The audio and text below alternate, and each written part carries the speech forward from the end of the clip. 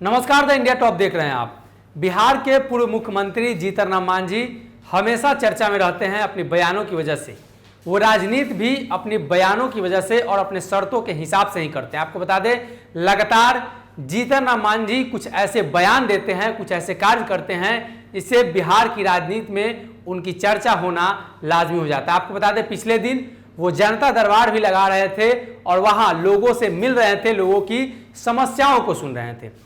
पिछली बार जीतन राम मांझी के बेटे जो बिहार सरकार में मंत्री हैं संतोष सुमन, वो दिल्ली गए थे तो खबर ये चली थी कि अमित शाह से मुलाकात होगी, साथ ही साथ बीजेपी के बड़े नेताओं से मुलाकात होगी। उसके पहले अगर आपको याद होगा तो वो उत्तर प्रदेश गए थे और वहां वो योगी आदित्यनाथ से मुलाकात किए थे।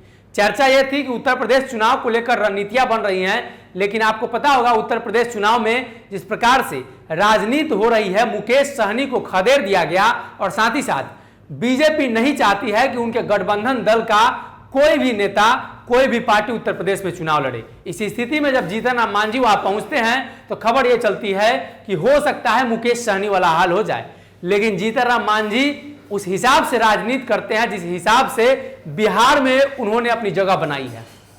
एक बार फिर से जीतन राम मांझी दिल्ली गए हैं, जेपी नड्डा से उनकी मुलाकात हो रही है और क्या खबरें हैं, कौन से मुद्दे पर मुलाकात हो रही हैं, ये बातें अभी तक निकल कर सामने नहीं आई है। लेकिन राजनीति के गलियारों में चर्चा तेज हो चली है कि उत्तर प्रदेश चुनाव को लेकर जिस प्रकार से जीतन राम मांझी कई बार मुलाकात कर चुके हैं, उनके बेटे संतोष सुमन का उत्तर प्रदेश का दौरा हो चुका है।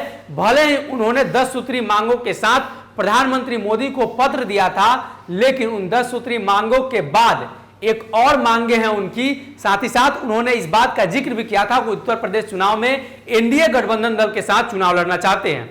पिछली बार जब मिले तो यह चर्चा थी कि चुनाव को लेकर कोई बातें नहीं हुई है। हालांकि खुद संतोष सुमन ने इस बात की चर्चा की थी। दशरथ मांझी को भारत रत्न देने की मांग को लेकर वो प्रधानमंत्री मोदी के पास गए थे, लेकिन एक बार फिर से जीतन राम मांझी पहुंचे हैं तो आने वाले दिनों में उत्तर प्रदेश के सियासत में कोई बदलाव आने के संकेत मिल रहे हैं। हालांकि आपको बता दें, एक तरफ से मुकेश सहनी ने मोर्चा खोला है और 165 सीटों पर चुनाव लड़ने का ऐलान कर दिया है। अब इस स्थिति में देखना यह होगा कि जीतन राम मांझी कब तक ऐलान करते हैं। हालांकि वो चुनाव लड़ेंगे, इस बात का जिक्र उन्होंने कर दिया है और वो कंफर्म है। उन्होंने कहा था कि हम हर स्थिति में उत्तर प्रदेश में चुनाव लड़ेंगे। तो भाजपा के साथ उनका गठबंधन होता है या वो अलग ही चुनाव लड़ते हैं, ये देखने वाली बात होगी। बिहार के 3 पार्टियां हैं, जदयू, हम और वीआईपी, ये तीनों पार्टी उत्तर प्रदेश में चुनाव लड़ना चाहती है, लेकिन एनडीए गठबंधन दल की सबसे बड़ी पार्टी भाजपा उन्हें भाव नहीं दे रही है। ऐसी स्थिति में जैसे जैसे चुनाव नजदीक आएगा वैसे वैसे गठबंधन का जो रूपरेखा होगा वो साफ होते चला जाएगा